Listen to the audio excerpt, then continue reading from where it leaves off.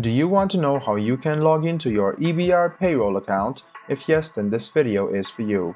Hello and welcome to How to Log In. It's your host back again with yet another interesting tutorial video. In this video, I'm going to teach you how you can log into your EBR Payroll account. So, what you need to do is go to the Google search bar and then search for EBR Payroll Login. Then click on the first link which appears on your screen. It will take you to the official login portal of EBR Pay. You can see that this is the employee self-service portal. Go ahead and write down your employee number in the first box over here. After you write down your employee number, go ahead and write down your password.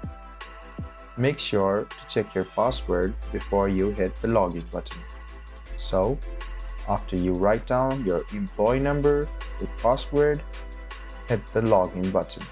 Then you can log into your EBR Payroll account. I hope this video was helpful for you. If you still have any kind of confusion, please do mention us on the comment section down below. Like the video, subscribe to the channel, and do hit the bell button for more.